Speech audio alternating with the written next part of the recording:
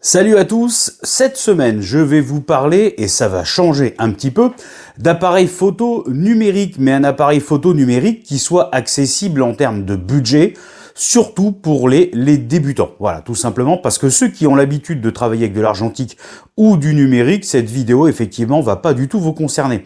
Alors on va parler de la gamme de chez Kodak et surtout les PixPro et le AZ251 que vous pouvez trouver sur des budgets très corrects sur Le Bon Coin ou eBay si vous faites bien attention comme d'habitude. Mais voici un appareil ma foi assez sympa, je le trouve joli, il a une très belle tête. Voilà, j'en ai fait l'acquisition pour vous le montrer tout simplement. Et celui-ci donc en numérique avec une carte mémoire SD est capable de faire des photos plutôt intéressantes. Alors, est-ce qu'il va convenir à tout le monde? Est-ce que ce compact bridge est capable de répondre à toutes vos attentes? Est-ce qu'il peut faire des belles photos? Je vais tenter d'y répondre. Il y a du positif, il y a du négatif. Malgré tout, il a un visuel plutôt agréable. On en parle tout de suite.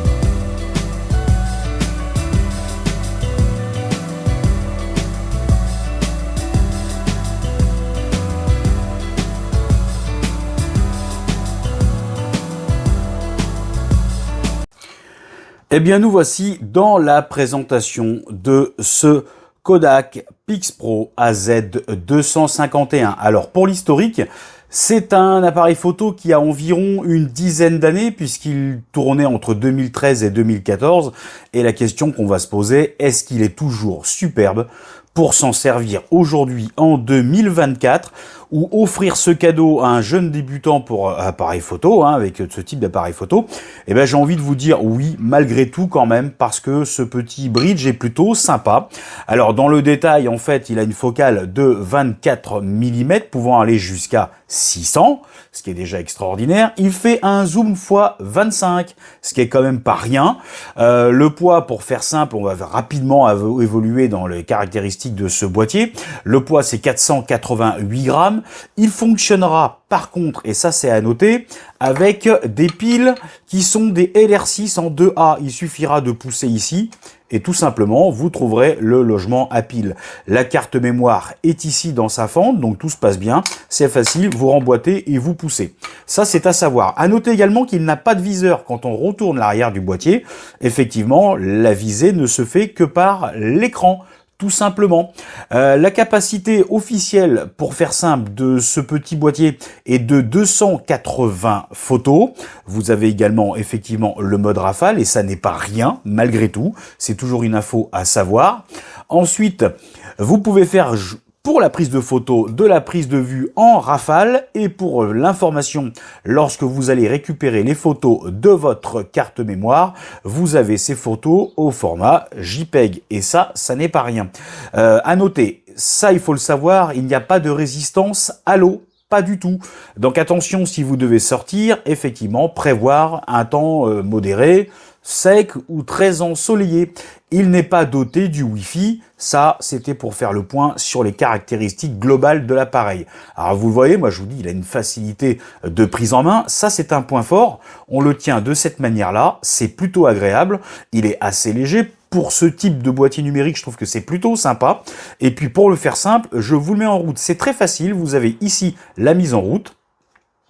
On voit à l'arrière le petit indicateur comme quoi votre appareil fonctionne. Vous voyez toutes les informations que l'on peut retrouver sur votre boîtier, la capacité de la batterie, et ainsi de suite. Vous avez ici tout ce qui sera pour effectuer votre zoom, tout simplement. Vous voyez ici l'objectif sortir. Voilà, la capacité est quand même agréable. Pas de bruit, c'est discret. Franchement, la qualité de l'image est plutôt sympa, et je le redis si je ne l'ai pas encore dit, c'est 16 mégapixels, et vous savez que même sur des smartphones qui peuvent faire office d'appareil photo, vous avez des frontales en objectif qui ne font que 12. Donc voilà, si vous avez effectivement 16 pour ce type de boîtier et l'offrir à un débutant ou vous-même pour vous faire plaisir, je peux vous garantir que c'est largement suffisant. Vous pourrez vous retourner effectivement sur la mémoire de votre appareil en appuyant sur ce bouton, et vous voyez la qualité est plutôt assez correcte. Pour faire simple, je vous mets à suivre quelques photos, vous verrez la différence, et je peux vous garantir que c'est un boîtier plutôt sympa. Vous l'éteignez de la même manière, voilà, et il n'y aura pas de déception sur le sujet. On fait juste un point sur les points négatifs et positif du sujet, parce que je crois que ça me paraît utile. Juste à rajouter pour votre gouverne, c'est que ce type de boîtier, vous le trouvez sur le Bon Coin ou eBay à des prix qui sont en gros de 40 € à 90 €. Moi, je l'ai payé 45 € de mémoire. Voilà, c'est largement suffisant pour vous faire plaisir et commencer. Ça vous permet de voir, vous voyez, le 24-600. C'est plutôt sympa. L'ouverture 1.3.7, voilà, ça me paraît plutôt agréable, hein. Donc chez Kodak, il n'y a jamais de déception. C'est plutôt un bon produit, et si vous devez vous faire la main avec celui-ci, je pense qu'il n'y a pas de souci. Dernier peut-être point, et qui va vous intéresser, c'est que vous pouvez effectivement vous exercer en mode vidéo, travailler sur la priorité vitesse ou l'ouverture. Donc vous pouvez travailler effectivement avec la molette de réglage sur le triangle d'exposition, et si vous voulez effectivement vous formaliser et faire un apprentissage en mode détente, vous travaillez avec ces petits éléments de la molette, et vous aurez fait le tour.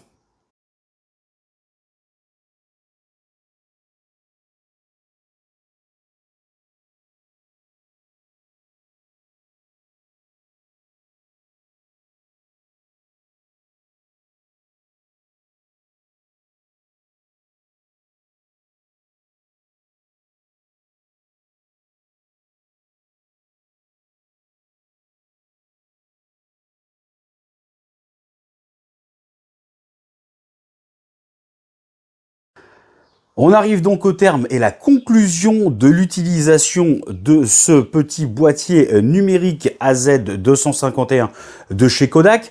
Bonne prise en main en point positif, super pratique, il est agréable autant au regard que dans la saisie. Il peut même être utile, je pense, pour des photos de rue. L'ergonomie est agréable, je pense assez résistant sans trop de choc, hein. Je vous le rappelle, faites attention quand même. Pour ce budget en occasion, je pense que vous ne prenez pas de risque. Ça vaut franchement le coup. Ensuite, point négatif, tout ce qui va être réglage rapidité en focale et sur le zoom, franchement, c'est moyen. Faut être très patient, et peut-être effectivement sur le traitement de l'image, vous l'avez sur l'écran, à l'arrière, on est plutôt tirant vers le jaune. Donc voilà, peut-être un petit point négatif. Après, il faut mesurer ce que ça représente. C'est un appareil d'occasion qui a une dizaine d'années. L'avantage, c'est 16 mégapixels, et aujourd'hui, ça n'est pas démodé, c'est toujours largement suffisant. Et pour des prix qui restent très corrects, je pense que vous ne prenez pas de risque. Si vous devez apprendre avec ce type de boîtier en numérique, prendre des photos et vous faire plaisir, je pense que c'est largement suffisant. Ado, jeune débutant, et puis je vous le rappelle, franchement, avec la réglage ici de la molette, vous pouvez travailler sur le triangle d'exposition. C'est une première amorce pour débuter sur des appareils numériques beaucoup plus importants, ou pour tester, pourquoi pas, plus tard, de l'argentique. Voilà, c'était ce que je souhaitais vous présenter. Si vous avez des questions, des commentaires, n'hésitez pas, je me ferai un plaisir d'y répondre. Si vous n'êtes pas encore abonné, faites-le, je compte sur vous, et je vous dis à très bientôt sur d'autres vidéos.